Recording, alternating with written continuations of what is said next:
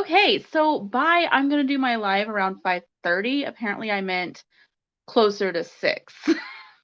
I'm so sorry, guys. I need to get my life together, basically. That's that. So I'm going to share this real quick on Twitter so people know that I'm finally live, and then we'll get started.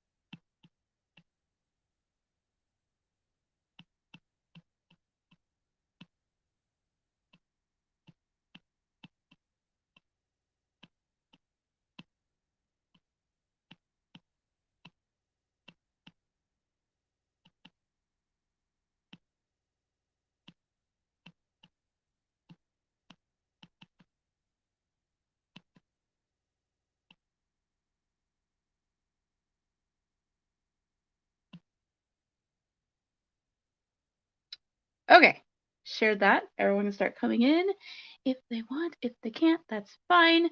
I am about 30 minutes late. So, to recap everything that we've discovered in the first 2 boxes, there's a murder 80 years ago. Body was left in a trunk in a prop room of a theater, and apparently nobody smelled it. I still take a little what with that. And there was cufflinks found underneath the trunk that the body was found in, but the police said that could be from anything, so they're ruling that out. But I think that a man murdered her. The murder weapon was a cane, and she was hit so hard with it that a ruby from the cane got embedded in her skull. Another reason why I think a man did it. And then the cane actually belongs to her mom, who was kind of a stage mom, a little bit of a diva, and she was deemed as an immoral person from the theater owner's wife. She has something against her, and we don't know what that is yet. Now, the last box, we had to figure out who definitely didn't kill her, and it turned out to be the like stage manager, basically, who actually was like off getting her flowers at the time. So he had an alibi. Everyone else thinks they have an alibi, but they don't exactly check out because we can't check up and see like if they actually were at this party or whatever. The director of the play was on the phone with a restaurant figuring out dinner arrangements because they had his dinner reservation messed up, and he was on the phone for like an hour and a half getting that figured out, which like that seems fish to me. Like, no. So there's that, and apparently there's like an elevator, and the trunk that she was found in was actually like her stage stuff, basically, that was like kept in her dressing room. And they stuffed her body in that, drug the trunk to an elevator, and then took the elevator up to where the prop room is and put the trunk in the prop room. Which is another reason why I think it was a man that had to do it. It was either a man or it's a 2-person job. Because that's a lot of lifting. It's heavy lifting. It's heavy. So that's where we're at.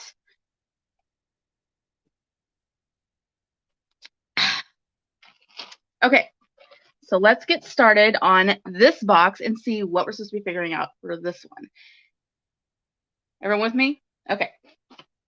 And I do have the first 2 boxes here with me in case we need to go back and look at other stuff, because we found out from the last box that the clue that had like that the guy was at the floral shop, like the receipt for the floral shop, was in the first box. So we have to look at all the evidence. It's a cumulative, apparently. So let's yank out, if I can, everything from this box. Got a bunch of documents here. I just knocked something off because I'm a mess. Okay, so we have a coin purse, and there's something in there. That's exciting. What are we going to find in there? And then we have a Cadence Theater keychain. That's cute. I like that. Matinee show is 50 cents. Can we go back to that time, please? That's amazing. It's like $10 to get into a movie now. Okay, that's everything from the envelope. Now we gotta read. Hi there. Do you like the keychain I sent? I'm giving them to everyone who donates to my new Save the Cadence Fund drive. I'm determined to make a competitive offer, even if it kills me.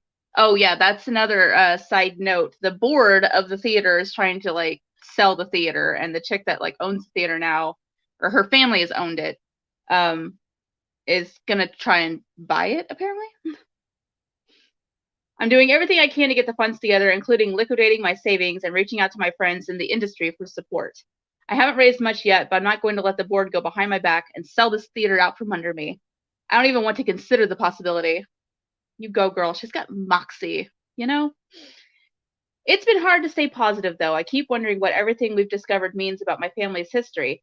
I used to think I knew everything there was to know about the Cadence and about my family's relationship to it, but the longer this investigation goes on, the more I realize how little I really understand. Every trinket and scrap of paper I turn up makes me look at these people in a different light. Everyone seems to be hiding something. At least you were able to prove that Joe is innocent. That's the stagehand guy. Did I tell you he still worked at the Cadence when my dad was a kid? Dad used to tell stories about how Mr. Sampson would hide little dime store toys around the theater for him and send him out on scavenger hunts. Aw, that's cute. It's probably just a way to keep a rambunctious kid out from underfoot while the adults were working, but it makes me think I would have liked Joe. I think I would have liked Joe. Goes and buys flowers for women who are in distress. He hides toys for kids. Everyone needs a Joe in their life. Am I right? We all need a Joe. I'm glad there's someone from that time whose word we can trust, because I was starting to feel like I couldn't rely on what I thought I knew about anyone. Which reminds me, I'm pretty sure now that Lloyd Andrews leaked the information about the murder weapon to the media. And then he blamed me for the bad press, the underhanded creep. Ooh. I can't stand the thought of the board using anything you've discovered to their advantage. So I changed the password to my cases folder on the virtual desktop again, just to be safe.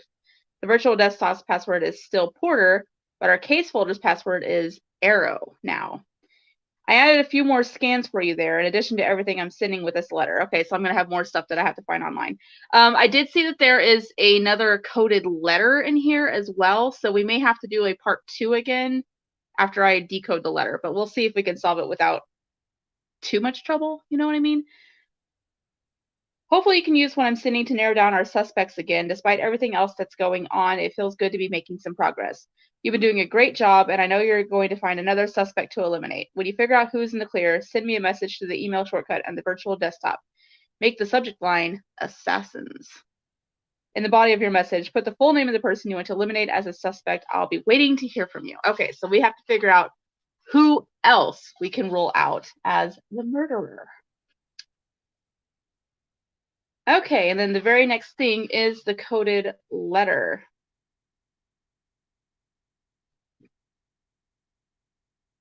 And it looks like pretty much the entire letter is coded. So I'm going to have to decode that.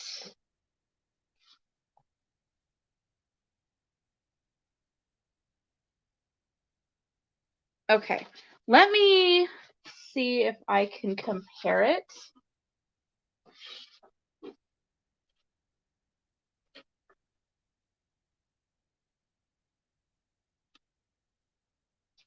To the other one.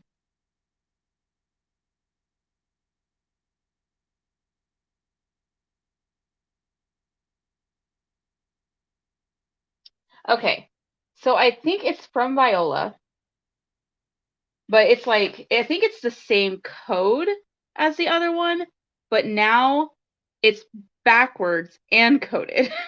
So That's definitely going to take me some time to go through. So yeah, we're gonna do that a different time. There's definitely gonna be a part 2 to this live. So stay tuned, y'all. Stay tuned. Okay, so I'm wondering if she's writing this to the same person. It's not addressed the same as the last one though, but the last one started out darling, so I don't know. When I agreed to blank blank, I didn't understand what I was saying yes to. I'm not referring to anything about you as a person when I say that. What I mean is that I'd never been something before.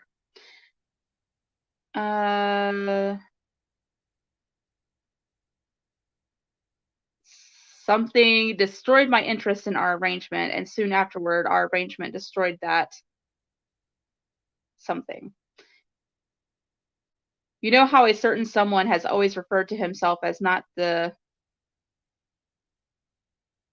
something type? He insisted he couldn't let himself get to something something because of it. I hoped that his feelings would change, but when they did, it wasn't in the way I wanted. So I'm wondering if this is about Roland and their engagement. Maybe. It hurts so much to see him blankety blank blank blank. I can't blame either of them though. It's my own fault for not doing this sooner.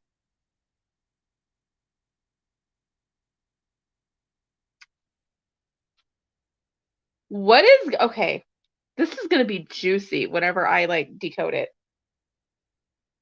The next time I blank, I want to come by it honestly, with no need to sneak around.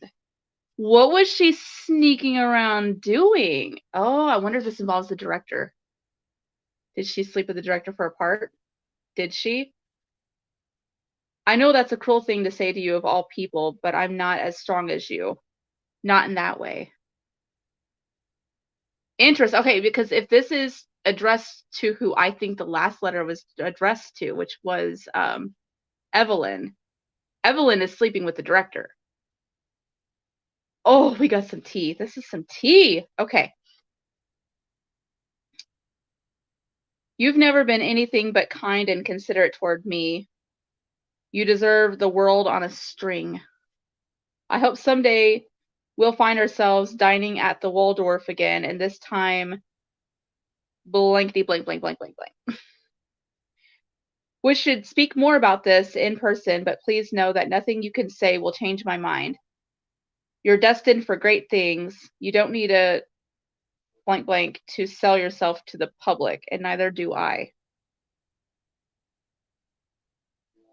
Interesting. And then more backwards coded letters.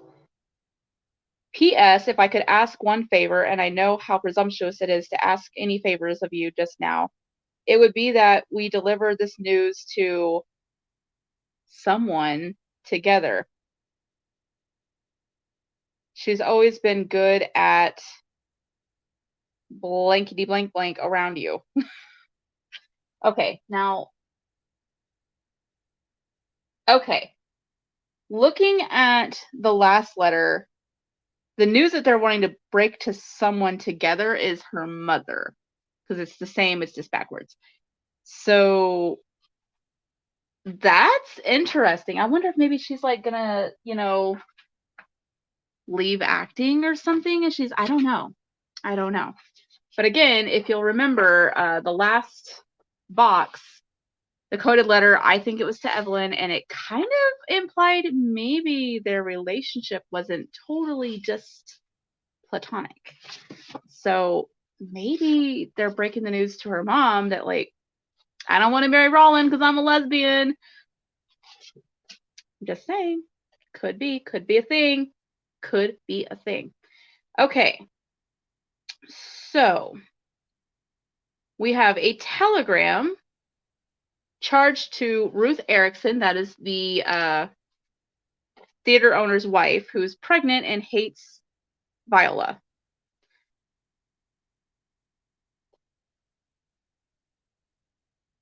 Okay, this is in Tannersville, Pennsylvania.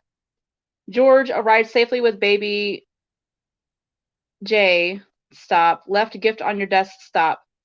Please wear with brown church suit. Stop. Call as soon as able to. Stop. All my love, Ruth. Okay. This was November 6th, 1934, which makes me think that we could probably maybe rule out Ruth then if she's in Pennsylvania, because I think that was the date, wasn't it? I think that's the date that like all this went down. So, and I don't think well, but that's 9:51 p.m. though. And the murder happened at like 5 or 6. I think no, it was like 6 o'clock-ish. Somewhere between 5:30 and 6 is when the murder happened. So I don't know how long it takes to take a train to Pennsylvania from New York City in the 1930s. Maybe we can't rule her out with that. Maybe. We'll just hold on to that thought. Okay. So these are script notes. Act 1, Scene 1 has been revised. Scene 1 rehearsals for the updated script are to be held on February 25th. Okay, so this is like after her disappearance, I think. Department store afternoon. Flora Linda Farley is humming to herself while flitting back and forth to arrange a series of ornate floral displays. Next to the floral counter, the jewelry counter sits unmanned, while Flora Linda is occupied, Antonia's assistant storms on stage. You, sales girl. Yes? Where's your manager? I came all the way down from Mount Sinai to give him an earful about you. You came from Egypt? Is it very hot there this time of year? I'm talking about the one on the Upper East Side. The one with all the sick people in it. Okay. Oh, I see. Edging away. Are you sick? Physically, I'm just peachy. But as of 3 hours ago, my job was on its deathbed, and it's all thanks to you. Me? Yes, you. Do you know who I work for? Mount Sinai? I work for Antonia Aguilar. And then on the notes it says, is that a new watch? It's stunning. Oh my, the actress? I'm such a fan of her work. You don't think you get an autograph for me, do you?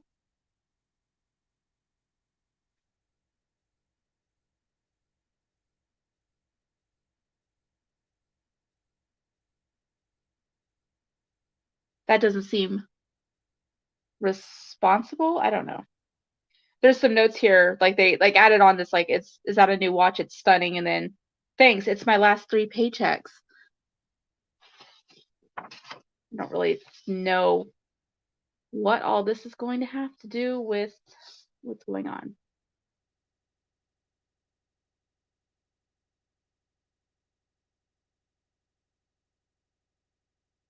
Okay.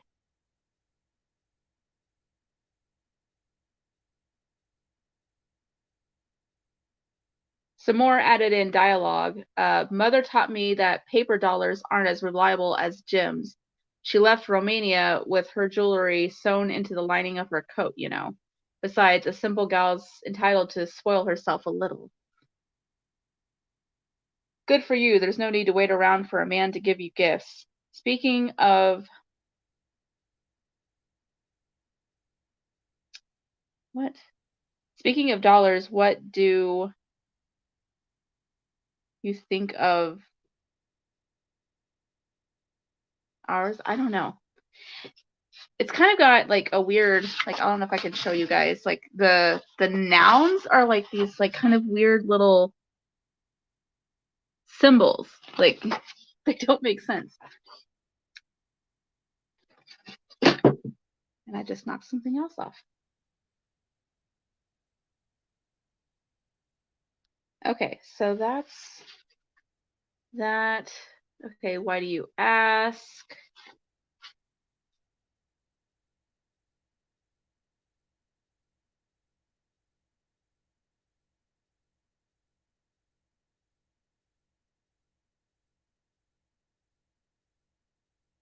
Okay, I'm starting to think these little side notes aren't actually notes on the play. I think they're like notes back and forth between someone else, like Evelyn and Viola, maybe. Because I mean, if you remember, her mom actually is Romanian, so maybe that wasn't a joke for the play. Maybe that was like an actual like. Her mom was like, "Don't trust money. Sew your gems into your coat when you go to a new country." I could see it. I'm just saying. Okay, between you and me, we've been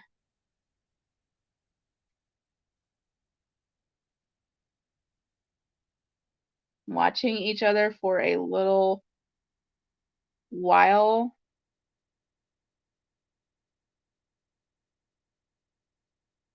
He says he's over the moon for me, but he wants to keep things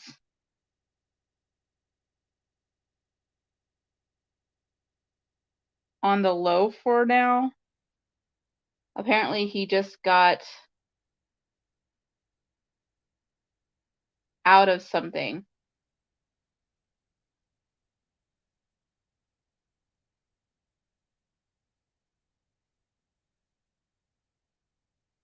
Something about us working together and all. So there's something going on between her and someone else that she doesn't want anyone else to know about. And they're writing in code. I hope he makes you happy. Listen, I'm not feeling too hot. I need to step out for a moment. Oh, all right, I'll cover for you. So someone else is in on it. Okay. I really think it's between Evelyn and Viola, but I don't know what's going on. But it sounds like maybe she's having an affair with another man. Maybe the director. Who knows? Okay. And then we have a movie poster for You Can Leave It Right Here. Doesn't she look stunning?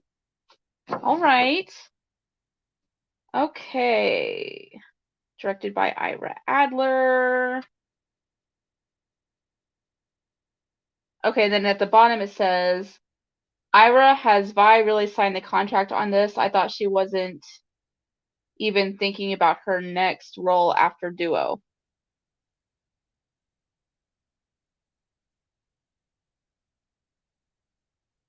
G is getting really ahead of himself again, right? So I'm guessing G is George, as in George Erickson, the owner of the theater. Which again makes me think that she is maybe having an affair with him.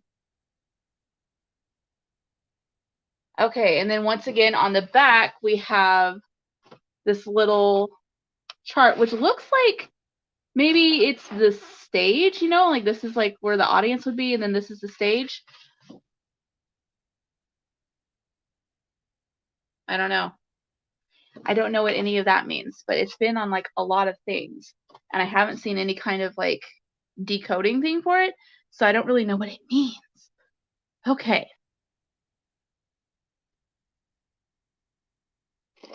Oh, sorry. I had to have a drink. Okay, so we have an Eastern Union telegram from Ruth Erickson to George saying that she went to Pennsylvania the night that the murder happened, but she didn't get there and send him a telegram saying that she got there until 9:51 p.m. The murder happened between 5:30 and 6.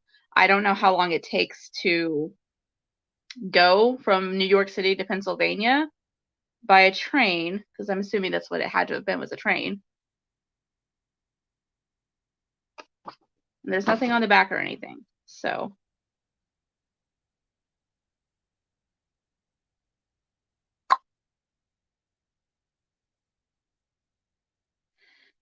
okay, so we have that. And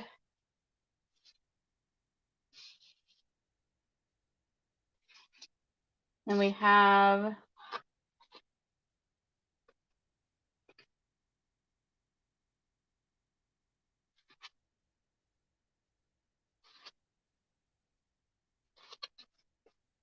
these little hidden notes.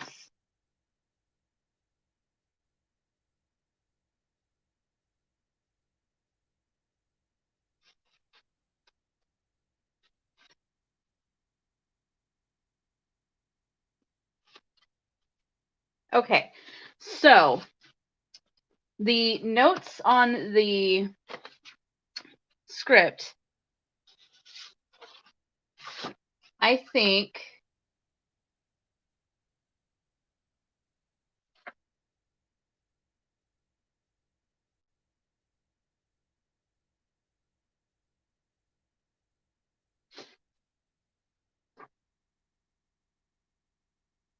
okay. So whoever's in the blue ink, I think is Evelyn, and then the black ink is Viola. So Viola's not the one having the affair, it's Evelyn. Because she's the one who's saying, we've been running into each other for a little while. He's been there for me, blah, blah, blah, wants to keep things quiet. And Vi's like supporting her in that. And it says that she needs to step out for a moment. And then Evelyn's going to cover for her. So that's that. So Evelyn's the one with the secret. Violet's the one saying, okay, cool, I support you. So they have a good relationship then, but I don't think it's a sexy relationship. I might have jumped the gun on that, but like something's definitely fishy. And then I'm going to have to decode this and see what's going on there. And the fact that we have this movie poster and whoever is writing on here to Ira asking if Vi signed the contract on doing You Can Leave It Right Here, because she said that she wasn't even thinking about a role after Duo, which was the play that they'd just done. George is getting ahead of himself again, right? Makes me suspect George, which is the current owner's grandfather. So I don't know that we can rule them out. Oh, we need to look at the coin purse and see what was inside here.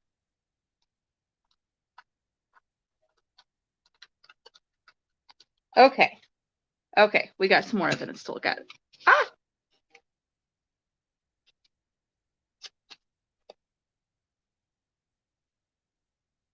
Okay, it's a railroad ticket. So this is Ruth Erickson's coin purse.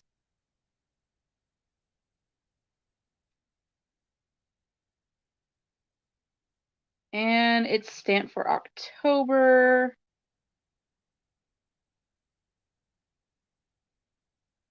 At like 6:30, it looks like.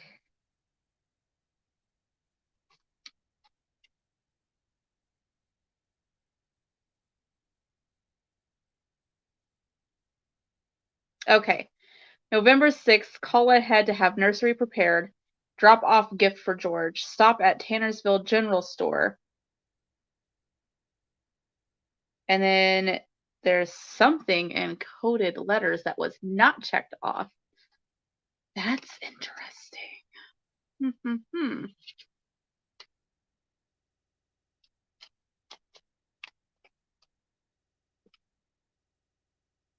Okay. Okay, so the train was either 6:15 or 6:45 according to this little timetable schedule.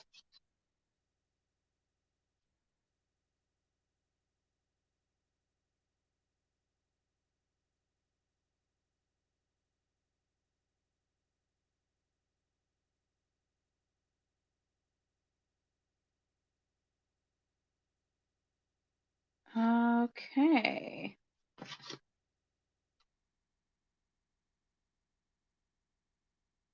So,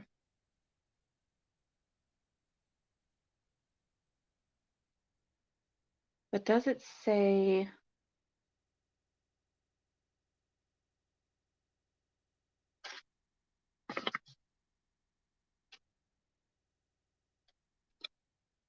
which line she wrote on?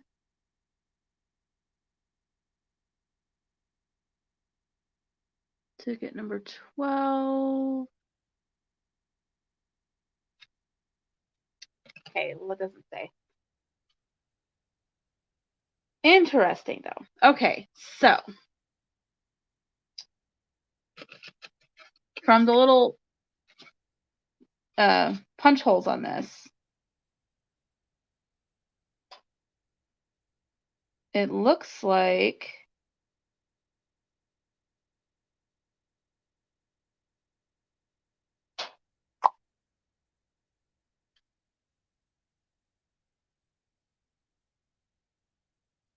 okay, so October 6th is punched out.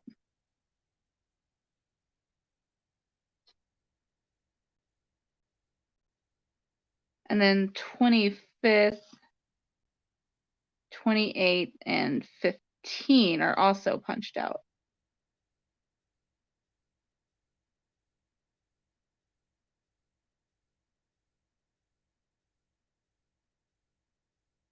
I don't know what those punch holes mean.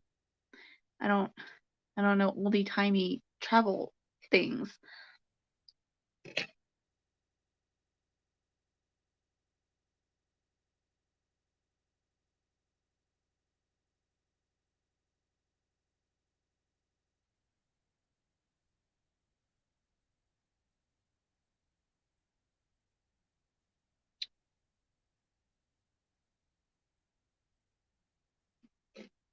Okay, but it's showing here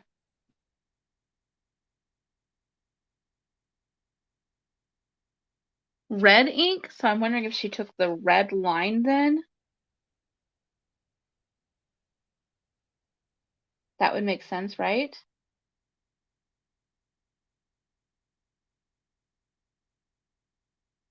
So she took the red line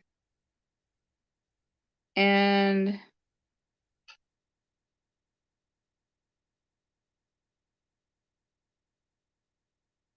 it's showing to go to Pennsylvania from New York on the red line in the evening. The train would have left at 6:20, which could have been like right after the murder, though. I don't know. I don't feel like that exonerates her. Okay, let's look at some previous boxes and see if there's any stuff in them that could help here, because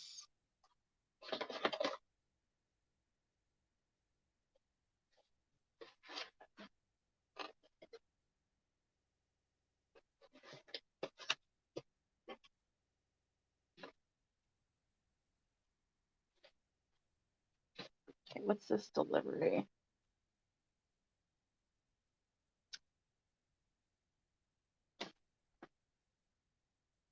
Okay, that's not going to do anything.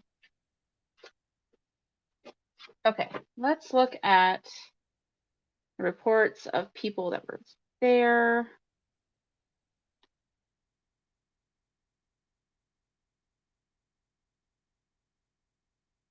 Okay, so George Erickson said that he left.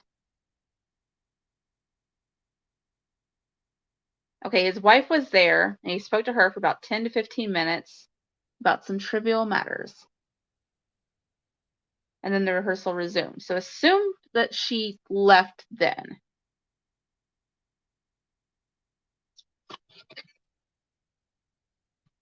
Okay. So she could have left then at around 5 o'clock and then been doing all of that, getting ready to travel to Pennsylvania. Because she had a kid with her. You got to pack stuff for the kid and yourself. So maybe we could rule her out? Maybe?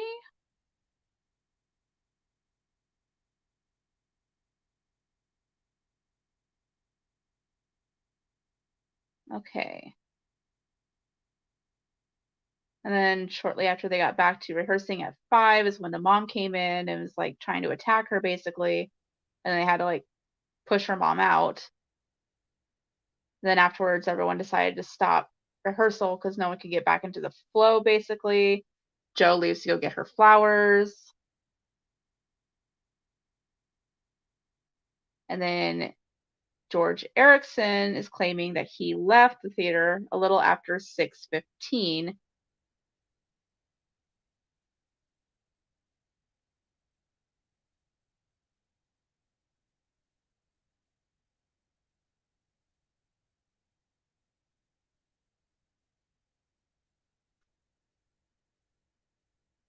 Okay. And then Evelyn went to go check on her around 5:30.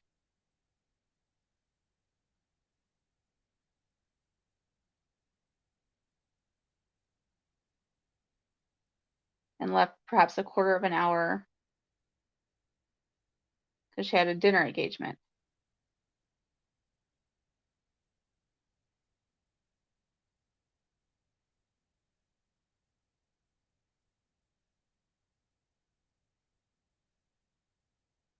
But she thought she heard voices from the dressing room, but didn't want to go back because she thought it was just her mom yelling at her again. Okay, so the murder happened between 5:30 and 6.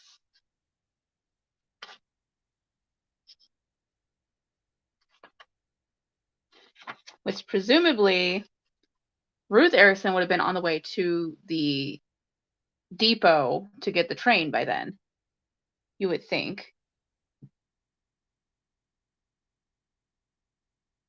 Okay, Hector Rowland left, say, around 5:30. Her mom was still outside banging on the theater door. Allegedly arrived at his event promptly at 6 o'clock p.m. Joseph left to get flowers. He's already rolled out. The director, who was on the phone from 5 p.m. to nearly 6:15 p.m.,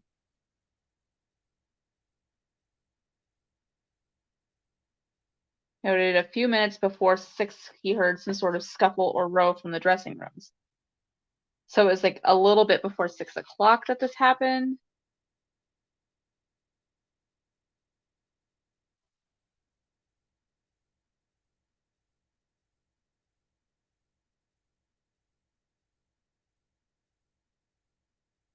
Okay.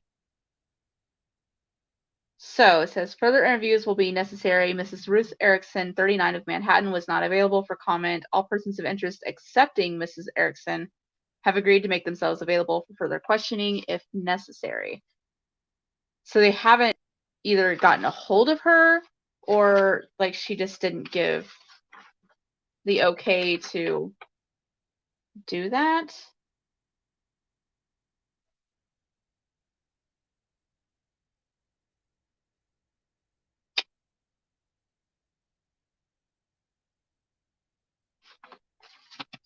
Also, her mom was out all night the night of the murder, so that's a little suspicious to me too.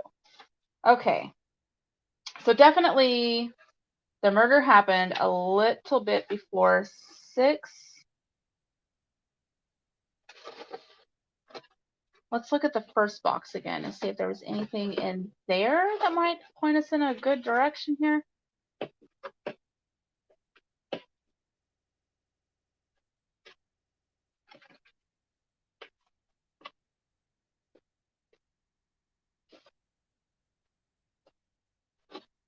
Okay, what do we got here? Okay, this is just a list of the stuff that was in the prop room. That's not going to help us.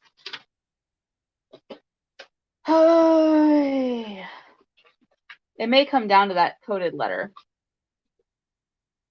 I don't know.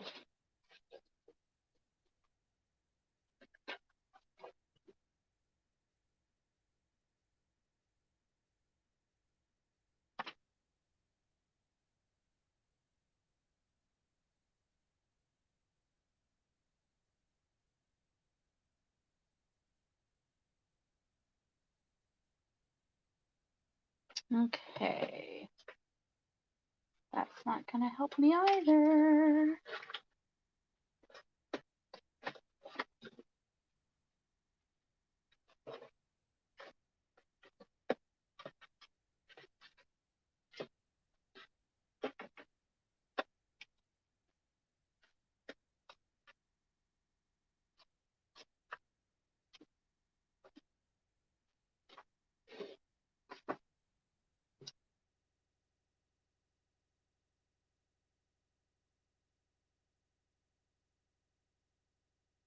Okay.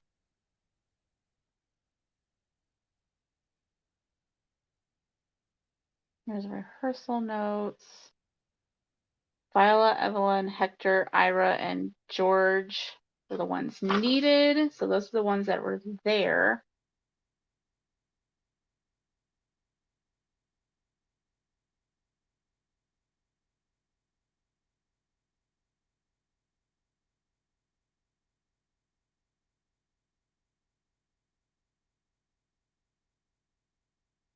Okay.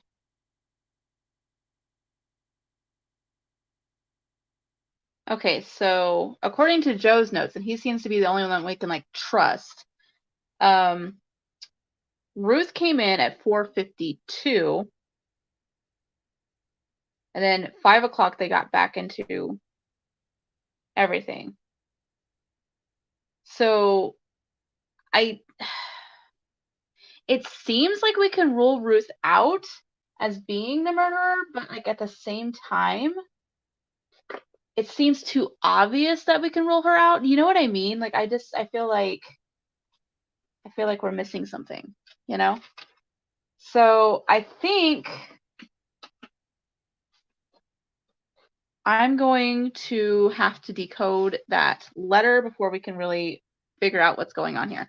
So I think I'm going to wrap this up. I'm going to try and decode that letter, and then we will do another live, and I'll share with you guys what the letter said and what we can figure out, because it's looking like we can outrule Ruth as the killer. It looks like she took a train to Pennsylvania that evening, and you know, she was only there like briefly, like just kind of stopped in, said some words to George, or assumed like she according to this checklist back here, left a present for him on his desk, and then she had to go to the grocery store and then get ready to go on the train to go to Pennsylvania with her kid. That's a lot of planning, you know? So yeah, that'll be interesting, but I also need to see what this coded thing that did not get ticked off is at the bottom here, because that could be something. It could be something. But it's looking like Ruth can be ruled out, but it's also looking a little too obvious that we can rule Ruth out, so I don't trust it. So gonna end this live. I'm gonna decode that letter, and then I'll do another live later, probably sometime this week after work, to let you guys know what the letter said and who we could rule out. So I hope you guys enjoyed watching this, and I'll see you later this week with more crime solving stuff, because this is gonna take a minute. It's like backwards and coded. I'm gonna need time. All right, love you guys. Bye.